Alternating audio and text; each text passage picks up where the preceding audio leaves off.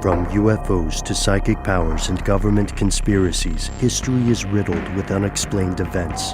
You can turn back now or learn the stuff they don't want you to know. A production of iHeartRadio.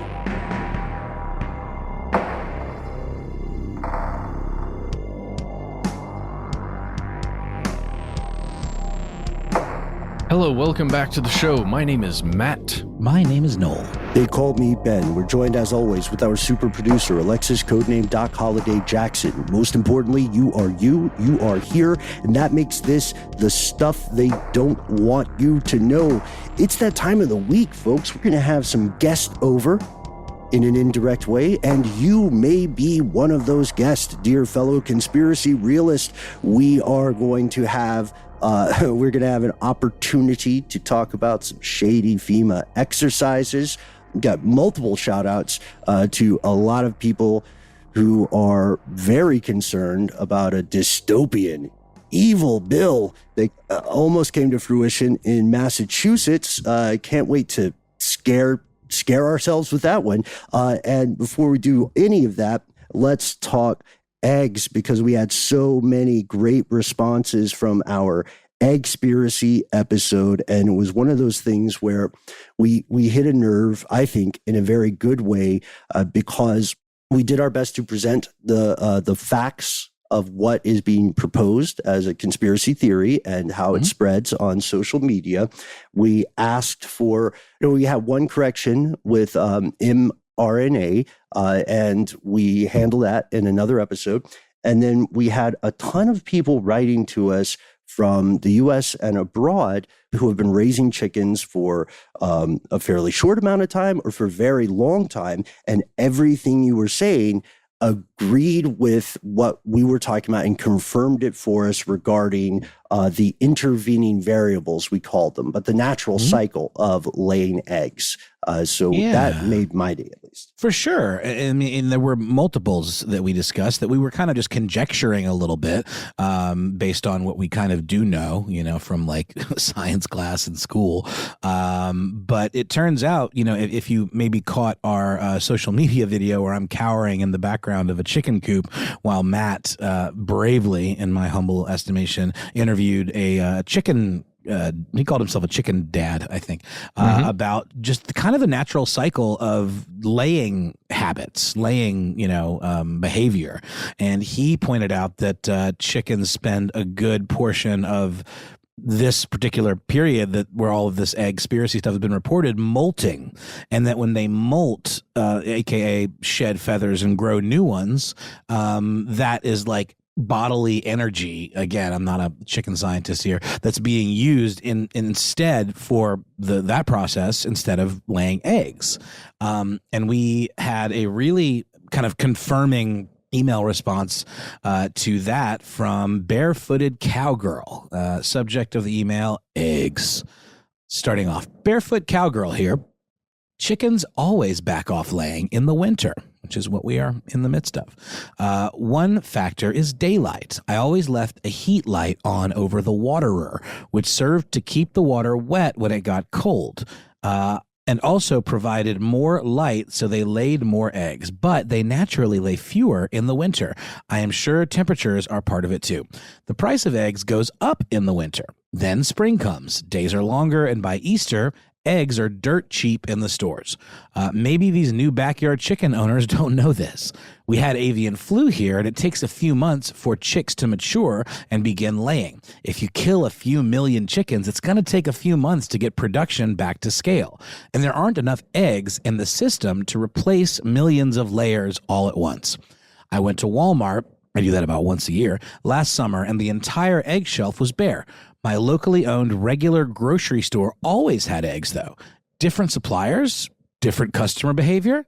Not my field of expertise. I am sure large poultry farms are developing better avian flu precautions. Chicken farms are hatching eggs, and chickies are maturing, and the days are getting longer. The price will go down soon. Not to say there wasn't some opportunistic price gouging. Ding, ding, ding. Also, chickens use a crop to digest feed, and you need to feed them something like gravel, oyster shell, or eggshell so they can digest grain. Sounds weird, but they need it. Spring is coming, BFCG, Barefoot Cowgirl. This is adding to the perspective that we already just kind of went over. But I think the takeaway here is that a lot of this alarmism is manufactured, whether for political reasons or the kind of news cycle reasons we were talking about before, like creating a problem to blame on the opposition, maybe. But it would seem to me, based on what we talked about with our chicken dad and what Barefoot Cowgirl has to say here, that these are very natural ebbs and flows to the laying cycle. I think so. At least that's one of the things that I've seen. We keep getting messages like this that confirm it. Can I tell you my big takeaway from this message? Oh, yeah. Guys, it's the thing we've talked about in the past recently because of Christmas, too. Economic motivation for large-scale holidays. Barefoot Cowgirl talked about during Easter, that's like all the way up into Easter, that's when the most eggs are being laid. So how do we sell all those eggs? We connect them to a holiday where families are going to buy way more eggs than they normally would to consume. Pumpkins, turkeys, see also. Dude, that's what's up. I'm sorry, that was my only real takeaway. What's interesting you say that, Matt, that hit me because one of the reasons I sounded punchy on some recent recordings was because I was traveling, and a lot of that time was in Japan, and it hit me how that country is so efficient with that. Every town has like a special festival, right, or region, and they have, specific agricultural products often, where it's like known, you go here and you buy this at this time because they're in season. And I was thinking how brilliant that is economically. It's weird because I've cast aspersion on it in the past. We're talking about US stuff, like, oh, this holiday is just made up to make sure that company A sells a bunch of greeting cards. I don't think anybody has a hard time guessing who company A is in that regard, but Walmart.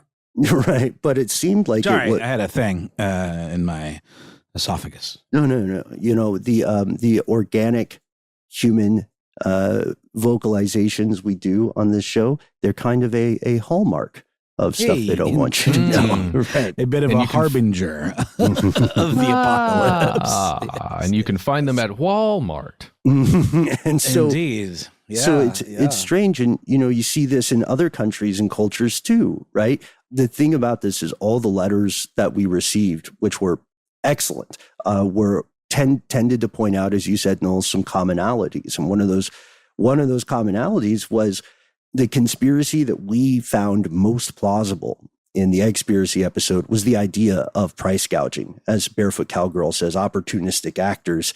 And about 90% of the letters we got were people saying yes, pointing out the weather, pointing out molting and things like that. And then often toward the end of their letters, they were saying, and yeah, price gouging, totally. Because I don't remember I told you guys, but I think I did. But when I was out of the US, price gouging on eggs, not a thing, whatsoever. We also found, I think, that with the, during the pandemic, it became much more popular to keep chickens in your backyard as like a family, right? Or as an individual. Keeping just a small group of chickens for egg laying purposes, it was more popular. So I'm imagining there are more less experienced people keeping chickens. So then when, the new season comes around and it's the first time you've gone through that season with your new chickens, maybe you literally just don't know some of these basic facts that some of the veterans know. Yeah, no, that's a great point. And it also made me wonder, actually, a few of our fellow conspiracy realists brought this up too, Matt and Noel. They talked about baking bread. That was another big habit, but it had that internet backlash pretty quickly. People were going on Twitter or whatever and saying, if I see one more person baking bread, bread. But I have to ask, did you guys ever consider raising chickens? Or have you? I've never baked a chicken in my life. You've baked tons of chickens. No, I'm sorry. I've baked a chicken. I've not baked a bread, and I would not consider raising a chicken. Thank you very much. And good day, sir. That makes sense. it would bring me personally so much joy. I told you my girlfriend used to. Did I tell you my girlfriend raised chickens in her previous life? I was not aware she of had that. Martha and Snoop were her like roosters or whatever. You did tell me that. You did tell me that. It would make her really happy. I just would not be able. You know what though? It's like boiling a crab, you know, where like if you do it gradually, maybe I could go from standing in that pen with you to eventually watering and feeding the chickens and not even being scared anymore. No, dude, you'd be sitting cross-legged with them and just letting them hang out. I mean, What?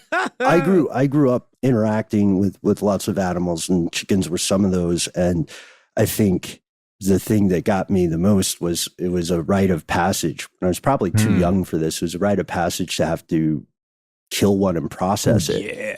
And that changed the way I looked at it. So maybe psychologically for you, that could be an inflection moment, and you'll realize that you do have the power in that relationship. No, you're not wrong. You're not wrong. Just wring their neck at any time. No, I mean, you're totally right. A lot of childhood fears or like deep-seated fears, they only remain that and things that actually affect you because you don't address them head on. And I think most people would be surprised at how able they are to get past those fears, but they're just so used to the stasis of that fear that they don't bother ever like testing it, you know? I mean, I hear you, man, and I'm fully aware that there are some Rubicons that I simply could not cross. Like the synesthesia stuff just makes touching metal and cardboard insane, and I'm never gonna get over it because I can't kill it like a chicken, you know? I can stomp on the box and toss it's it still into there. a wishing well. Yeah, right. I've lost countless wishing well opportunities because I'm like, yeah, oh, you do it. But the egg thing also, I think it brings us to something we surprisingly didn't talk about much on Eggspiracy, which was the importance of self-sufficiency. That's the motivation that a lot of people had. And, you know, it wasn't too long ago in this country when many people in the United States were raising chickens or had garden plots on their home, not because they thought it was a cool hobby to flex on Instagram. It's because they had to do it to survive. And civilization is never as far away from that moment as a lot of people in power want it to appear, right? Because you want stability and safety. So I like we've talked in the past about things people have done to pursue self-sufficiency, not even crazy get off the grid stuff, but things like I'm going to have a rain barrel. It'll help with irrigation. And they've still run up across like municipalities that say, no, you can't still the water. What are you, Nestle? Oh, well, yeah, even like having, you know, going solar, you know, you have to kind of get permission to do that. And then there are programs where you kind of like, I mean, I know this is technically a benefit to those that have the, you know, it's like a tax write-off or something, but you can sell excess power back to the grid, I believe, but you still can't just do it in a vacuum. You might be able to, quote unquote, get off the grid, but you're still part of the grid, you know? Yeah. Yeah. They want you plugged in, but which is the most paranoid sounding thing we saw on the show recently. But with I don't think that's true. You don't think so? Yeah. It's tough to tell at this point, but it also makes me really curious, and something I think our fellow listeners can share here is what are some simple self-sufficiency tips that you know of that won't break the bank, won't get you in court, won't make you seem crazy. You know, it can be little stuff like how much food do you have on hand, or, you know, what's your bug out plan? Well, that gets, some people might say that's crazy. Matt's saying no. No, Matt's I think it's just pulling out his diagram. responsible. It's responsible. We Yeah, already responsible. talked about this, guys. The bug out bag in the trunk looks like a murder kit when a police officer opens your trunk. Can we also just maybe rebrand it? Bug out bag? That just sounds a little on the crazy side. Yeah, if we go called bag. it preparedness satchel, perhaps that would be a little better. Boy Scout bundle. There you go. Yes, thank you. You win. No, Ding, ding, ding. it's not a contest. We got to be ready. Oh, it's to have it's always it is a contest, whether you like it or not. not playing. But the idea, yeah, Matt, no, that is a good point. You have to have things in there that in the wrong. You know what? It's like seeing somebody buy stuff at a grocery store and watching their little items go down the line and starting to build a backstory about them. 100%. The only thing that makes going to the grocery store like fun and relatively not crazy making, you know? Yeah. Yeah. I don't know. I like going into grocery stores that are specific to a community or specific to a type of like generally acknowledged diet, like we've got great grocery stores here like farmers markets and H Mart and stuff like that. I like walking into those places just on vibes, not knowing what I'm doing. No, I'm saying this mainly speaking for people like my partner who can't stand going. I go 4 times a week for fun because I like to, buy for a recipe, not just stock up for the winter. Oh, I'm getting fresh rosemary. I'm going to use it tonight. I feel so European. Yeah. Honestly, if I buy too much at one time, most of it will go bad. Oh, yeah. That is just how my brain works. I guess we should bring it back to eggs. What non-chicken eggs are people messing with? Are emus in the mix? Is there? That would be considered probably an exotic egg. Yeah. Because we talked about even on the episode, you can find quail eggs at your local Publix or Kroger or whatever the equivalent of that is in your neck of the woods. And that would not have been the case years ago. That would have been exclusively in the realm of like, bespoke kind of like specialty food stores. Duck eggs. Yeah. And a duck egg. Oh, you know what I saw? This is actually really appropriate. I saw a thing on Instagram. There are egg buffets in Japan. Yes. For raw eggs. Yeah. And you will get these eggs that are just like almost entirely yolk. And some of them are like, chickens that are fed with like yuzu fruit and different peels and things like that. And it makes the egg taste like fruity. And you don't cook it. It's raw over rice. And that's the whole deal. The whole bit, man. No, thank you. Well, it's how you raise them. Anyway. Well, that's the thing, though. Whatever happened to concerns about salmonella? Have those gone out the window? Because now it seems like people are, undercooking eggs, and that's all just fine and dandy. Whatever happened to concerns about salmonella? I think the pandemic just took up that mental space in people's heads. That's fair. Like the part That's of you fair. that worries about sickness is like, forget the flu, forget salmonella, which was always a confusing name anyway. Don't forget salmon. You can't. They're hardcore. They swim upstream. I can't even do that. Can you, listener? I think we need to move on to the next segment, guys. I think so. We'll take a quick break, hear a word from our sponsor, and then come back with more messages from you.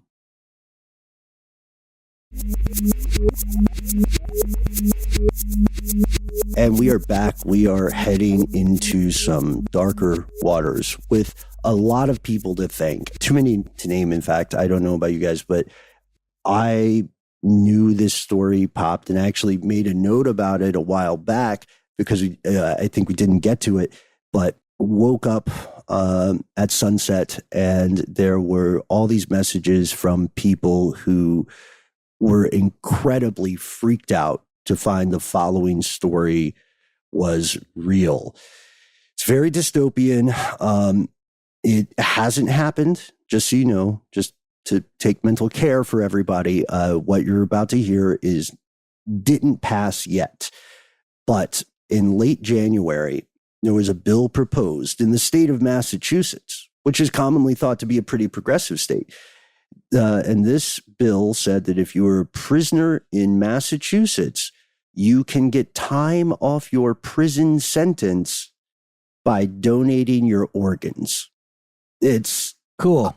Like in advance of your demise, or like in the plea bargain? Yeah.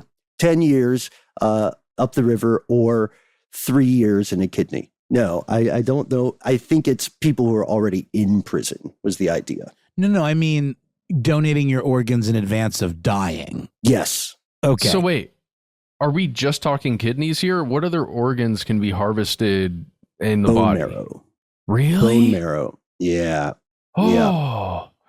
Oh. And right now, the Federal Bureau of Prisons says that prisoners anywhere in the U.S. can donate organs while incarcerated, but only to immediate family members. The concern being that there were a red market would grow if people were allowed to do it for money. Can we just take a moment to say how red market is just so gross sounding? Yeah. It's like black market means illegal trade. Red market means trading in guts. Yes. Yeah. And we've got episodes on that. You can also check out our YouTube videos on that. It's disturbing stuff. It's very true. And it occurs in horrific ways across the planet. You can find communities where an incredibly high amount of people in maybe a very impoverished village in South Asia have donated their kidneys for a very small amount of money, and it has become somewhat normalized. Yeah, donated being sort of a loaded term there. Right, yeah, as ever. And we already know that there are prison systems that have problems with organ donation. The one that gets the most news in the U.S. is China and its subjugation of minorities in that country.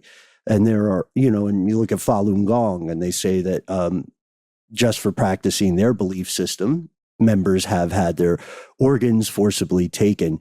This bill is called HD 3822. You can look it up now. An act to establish the Massachusetts Incarcerated Individual Bone Marrow and Organ Donation Program.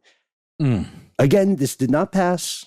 We're not dystopian yet, but check out how problematic this is. It's taking like prison labor to like a new extreme, wouldn't you say? Yes. Yeah. It's taking prison labor to a new extreme, and it might be a harbinger of things to come. Check how problematic this is. And this is our response to everybody who took the time to reach out about this. The whole operation would have been headed by, like each case would have been handled by a 5-member bone marrow and organ donation committee. Only one person on that committee is a prisoner's rights advocate.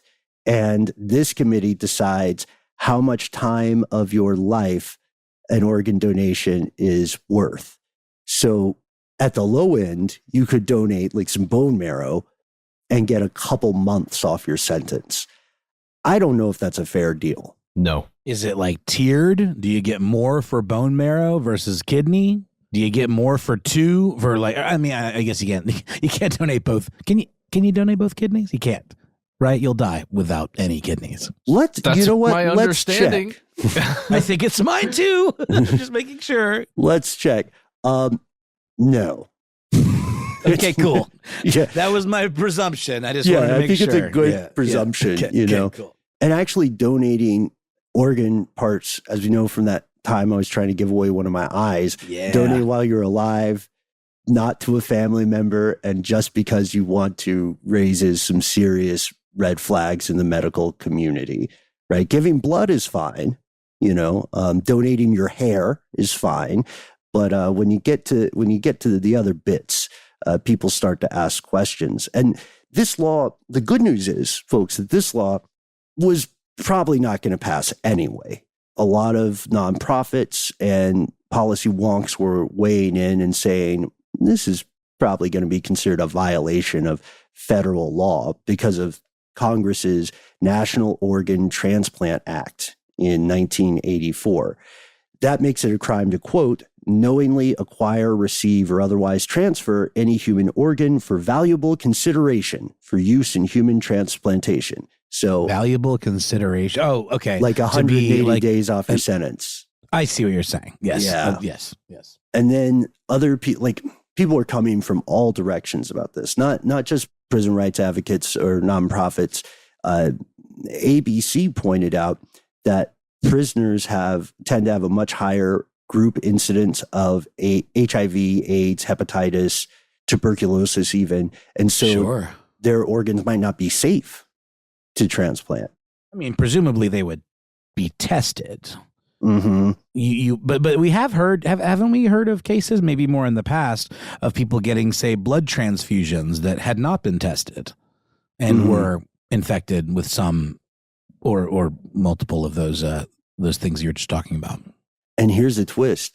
The bill's two sponsors were both Democratic state representatives, Carlos Gonzalez and Judith Garcia of Springfield and Chelsea, respectively. And they had a different rationale on this. And Garcia in particular was on Twitter saying the issue is that there is currently in Massachusetts no path to organ or bone marrow donation, even for relatives. So like even if you are incarcerated and you have a relative who could have a potentially life-saving transplantation, then Massachusetts wouldn't allow it to happen. So that's where Garcia is coming from. And Gonzalez also related a personal story. He said he has a friend who was hospitalized waiting to have dialysis 3 to 4 times a week while he's in line for a kidney transplant. He's a father of 3 children. He has stage 4 kidney failure. I'm thinking that this legislation can save lives, right? Even if there are some ethical quandaries, to say the least, bundled up in there. I don't know though. What do you guys think about this? I mean, it doesn't seem like the right move, right? No, in my mind, instead of this, well, I don't know. Look, I'm not here to give the prison system answers for what they need to be doing, right? But it does feel like there's already so much labor going on in prisons, right? You could somehow incentivize through the labor and with actual money that is waiting for you at the end of your sentence or something, like a real paycheck that just you have to wait until your sentence is over. It's like a pot that you accrue, right? Or something like that.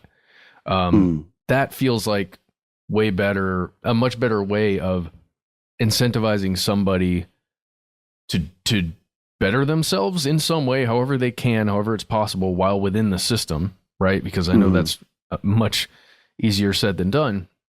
But use that incentivization instead of giving away some organs because we need a few more kidneys and or bone marrow. Well, yeah, and well said. I mean, we should go through organ brokers though. Who profits from this? The people who receive the transplantations.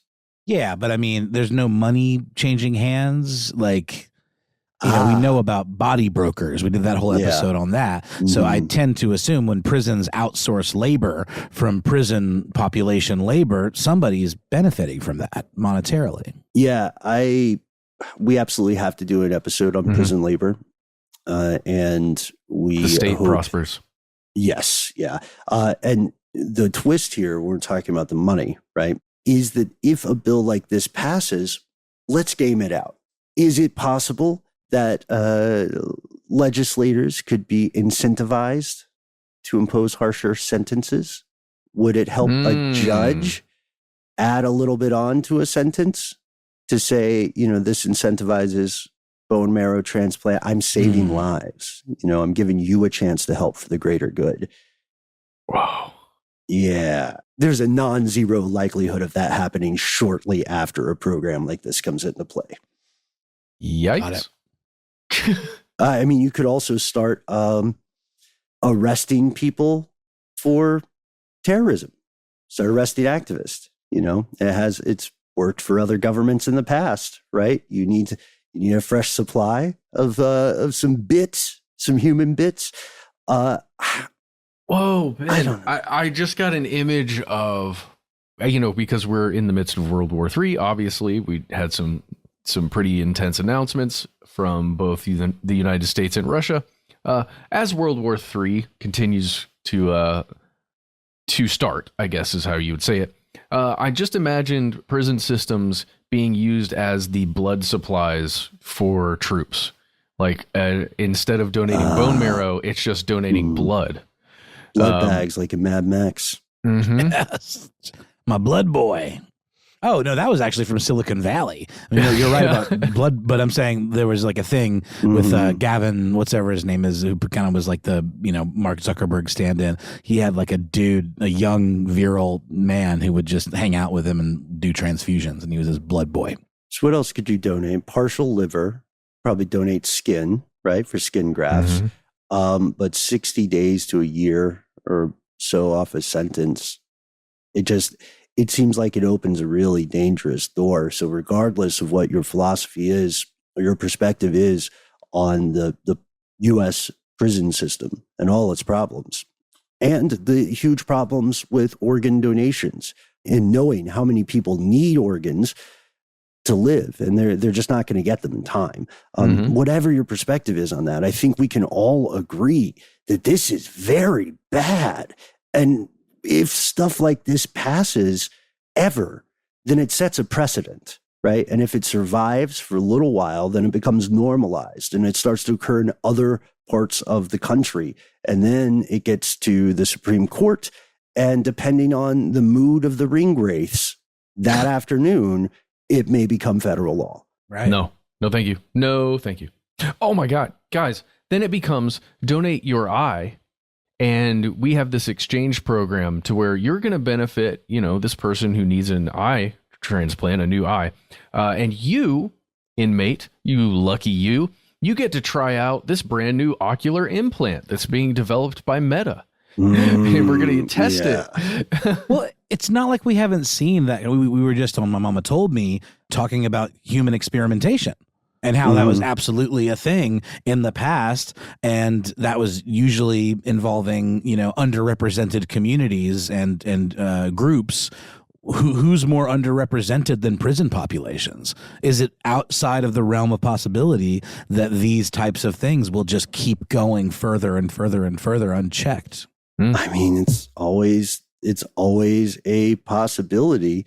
This thing had luckily been, what's the political phrase they use? It had been walked back, right, after enormous public outcry. But it also leads us to another question. If you are incarcerated and you have the ability through a organ donation or bone marrow transplant or what have you, you have the ability to save a relative, then shouldn't you be allowed to do so? Honestly, I think the main issue for this, with a lot of folks, myself included, is the Faustian bargain of it, the transactional nature, and then maybe there's I'll say it too, you could write laws differently that could result in some people who shouldn't be out of prison getting out and saying, I just have the one kidney, but that's all I need to burn a house. I mean, that's a hypothetical thing. Sorry. Hashtag not all arsonist or whatever.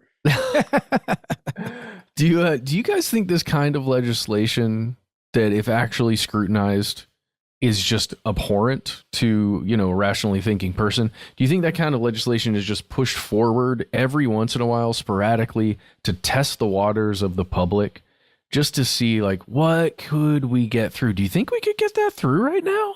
I don't know. Let's test it out. Let's see what kind of numbers we get back. I mean, that implies that the cosign of the public even matters at all. We know so much of that stuff just happens completely behind closed doors. So I don't even buy that it matters that it's legal or that it's a law. I think they would just do it and not tell anybody. Well, I mean, I do see what you're saying, Matt, to test the waters of public sentiment. I think there's something to that. For sure. Just scooch the Overton window over a little bit at a time. We're going to pause and come to one more message from you, fellow conspiracy realists. Let's end on this, the final twist of this story, which thankfully, again, hasn't happened yet. And maybe it was just a bit of theater to propose this bill. But let's end with a line from Elizabeth Matos, the executive director of Prisoners Legal Services of Massachusetts, a nonprofit group that represents inmates. Matos told ABC News that similar bills have been introduced in the past in other states, and they just happen not to gain traction. What a time to be alive. They're testing the waters, man. Some people agree with you. We're going to pause for a word from our sponsor. Everybody, be safe with your organs, and we'll be right back.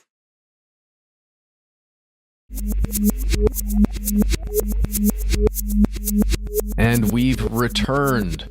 We got a message, you guys. We put out a call for stories about exercises that happen just before events. And if anyone had taken part in any kind of exercise like that, we got a response from 2Fab. The number 2 and then Fab, as in fabulous. What was that show? Absolutely Fabulous? That's Absolutely what it makes me think of. AbFab. That's right. AbFab. I guess we should just jump right into this. Let's just first point out that this story includes one of our favorite things, guys, political monarchies, because we're going to be talking about a president and a governor of the state who have the same daddy. So here we go. Diddy. Just like that. All right. So here we go. 2Fab says, I'm writing in response to your question about participating in a homeland security exercise. Let's just say I've been around and have a lot of friends in a lot of places, especially certain 3-letter U.S. government and international government organizations. First of all, 2Fab, oh man, flex, but also cool. Okay, we continue here. In July 2005, the second week of July, there was a, quote, Homeland Security Summit, unquote, in New Orleans. Of course, that city would make world news only 2 months later. Reach back into your memories about the significance of New Orleans 2005. So let's do that really quickly, guys. Was that George Bush doesn't care about black people? Was that whole thing? Related. Yeah, okay. Yes. Cool. August 2005, Hurricane Katrina, one of the worst natural disasters to strike the United States in a long time.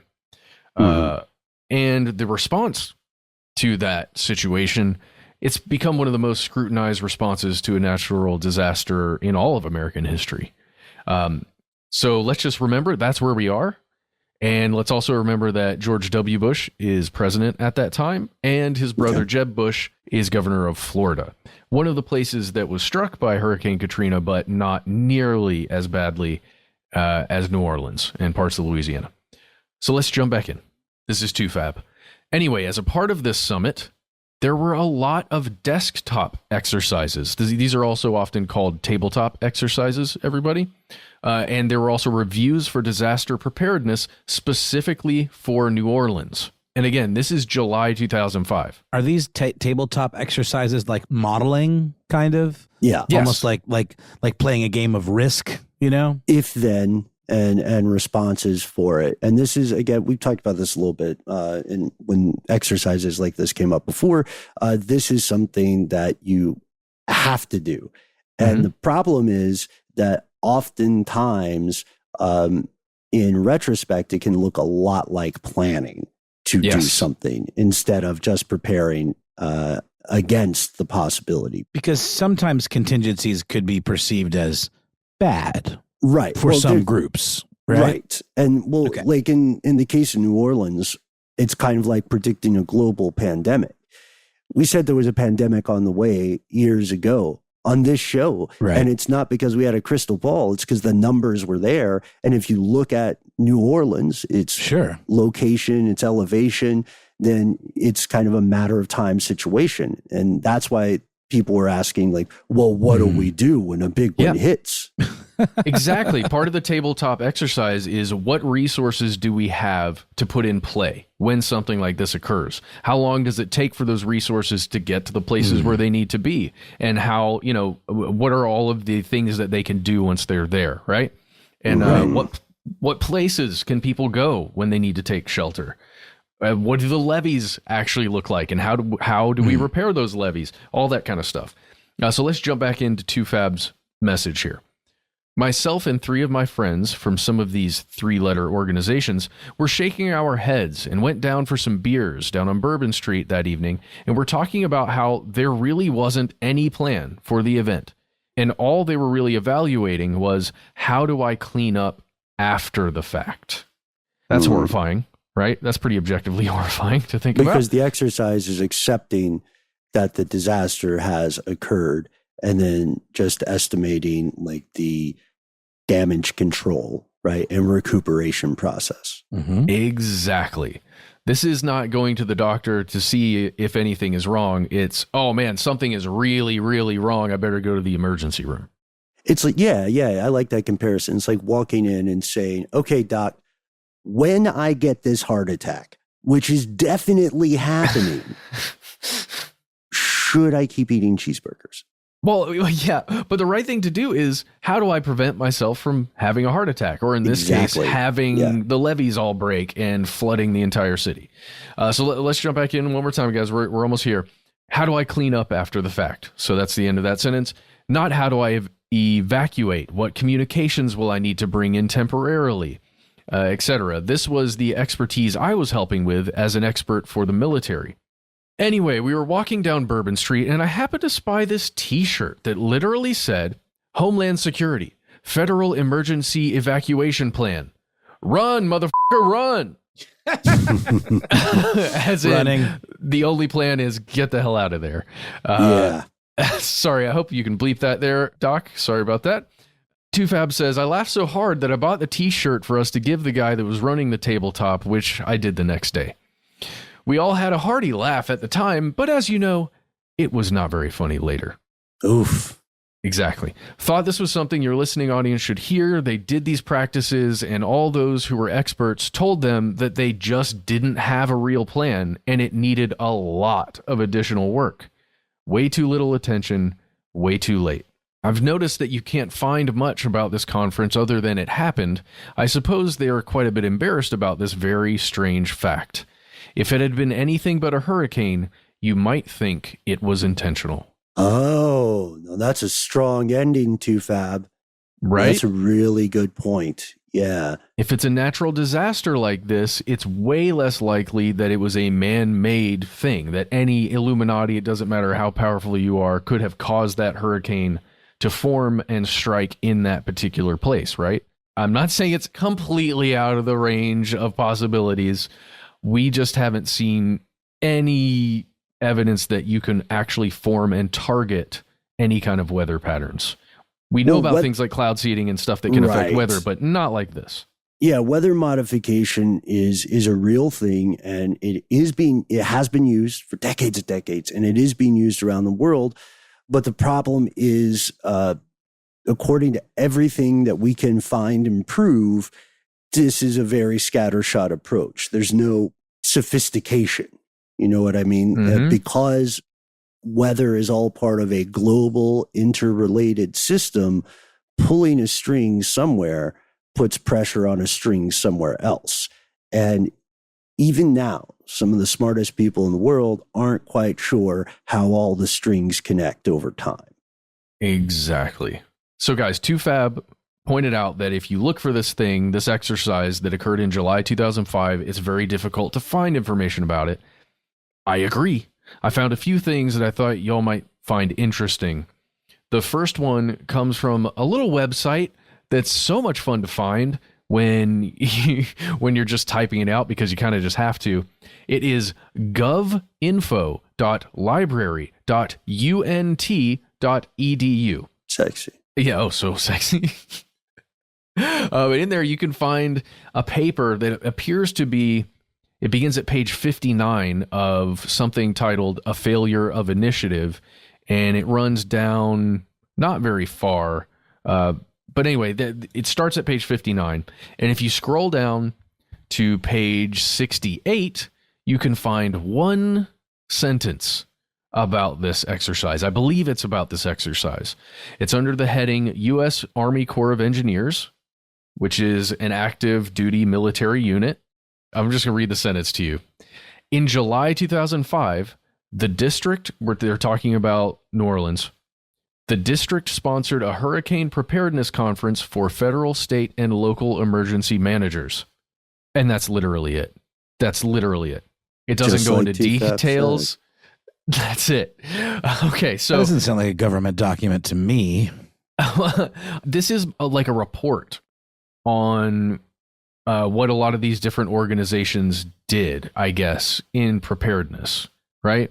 So there's also the Mississippi National Guard, what they did, the U.S. Coast Guard, the Alabama National Guard, Louisiana National Guard, the DOD, all kinds of stuff. It's just pointing out this is what they were doing in preparation for these kinds of things. So there's that. The next thing I found is from a Politico article written by a fella named Brownie. Do you guys remember Brownie? That's me. Do you have any recollection? No, really? I don't. Okay. A guy named Michael Brown that used to be a huge part of FEMA back during the George W. Bush presidency. And he was lovingly referred to as Brownie by George W. Bush. He wrote an article in Politico, and it was written in 2015. And it's the title of it is "Stop Blaming Me for Hurricane Katrina." That's literally the title of the article, which is very silly to me. But it does make a lot of sense because I don't know. Tell me what you guys think. I'm going to jump down to when he's talking about this specific exercise.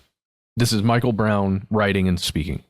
After 9/11, I was concerned FEMA was not ready for genuinely catastrophic disasters, so I asked Congress for funding to study several catastrophic scenarios, including the possibility of a Cat 5 hurricane hitting New Orleans.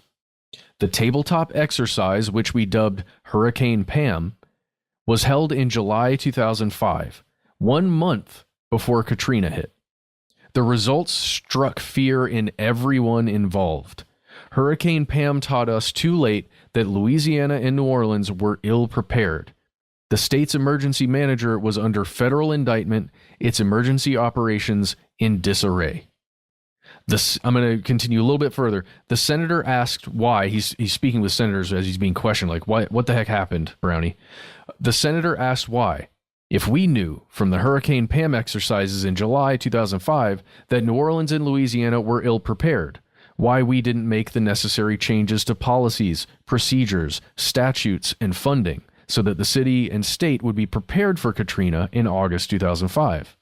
Guys, why do you think they were unable to prepare for that disaster 1 month before it occurred? Because we didn't know it was going to occur. Well, it's something we talk about on the show all the time. The machine that is the U.S. government and state governments moves so ridiculously slowly. Glacial pace. And for anybody listening several decades in the future, glaciers were these big sheets of ice that were around different parts of the world. And for a long time, people knew they moved very slowly. And somehow the Titanic still got sunk by one. It took me a glacial amount of time to realize you were explaining what glaciers were. That was awesome. I know a glacier and an iceberg aren't exactly the same thing, but they're close. Oh, right. Ice was this really cool form of... No, it was super cool. Yeah, it was really sure cool. Was. It sure was.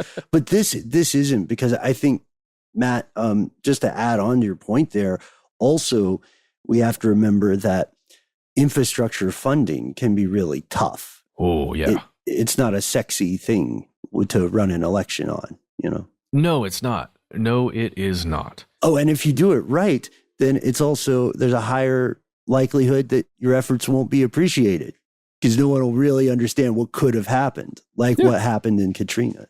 Everything's been fine for a long time. Why did we spend all this money? Mm-hmm. Mm-hmm. Like, oh, wait, it continues to be fine because we spent all the money. Whoops.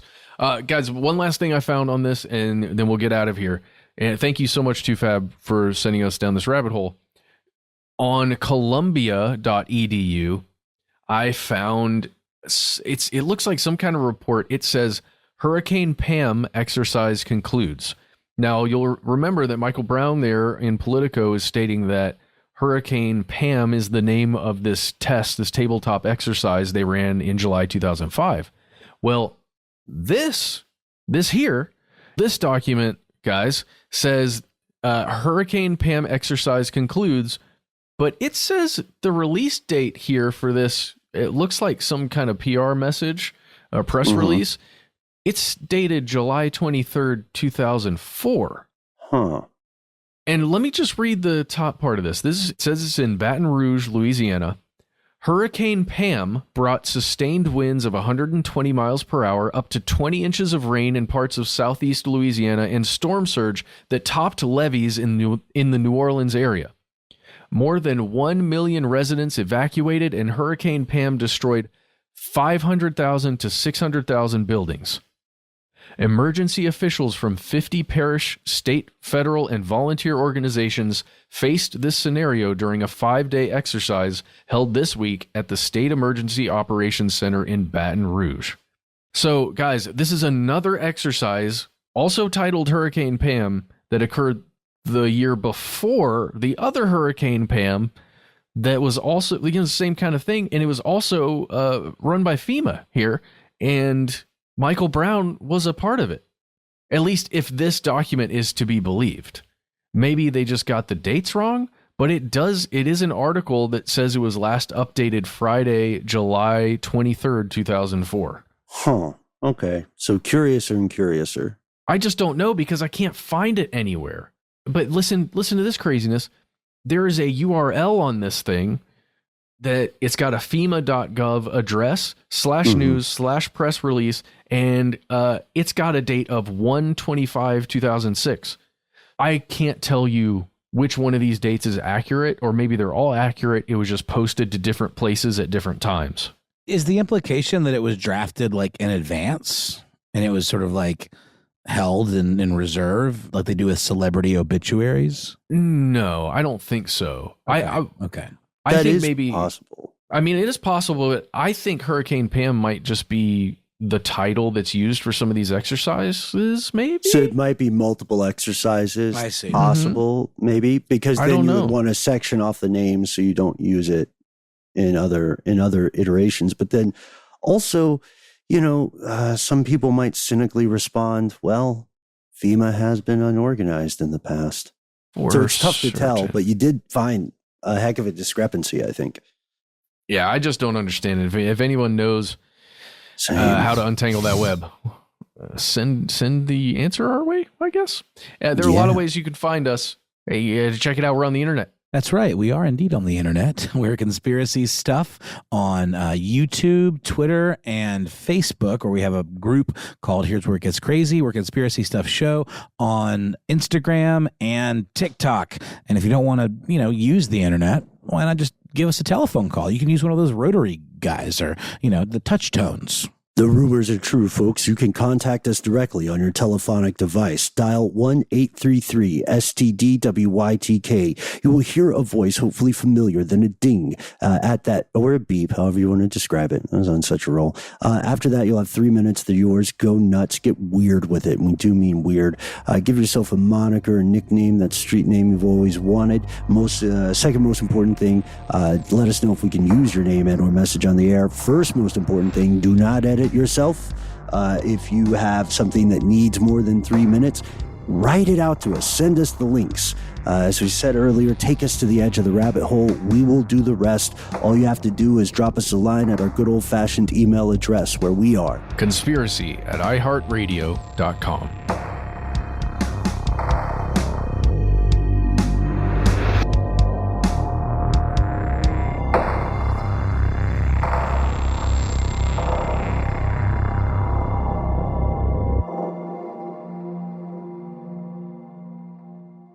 Stuff They Don't Want You to Know is a production of iHeartRadio. For more podcasts from iHeartRadio, visit the iHeartRadio app, Apple Podcasts, or wherever you listen to your favorite shows.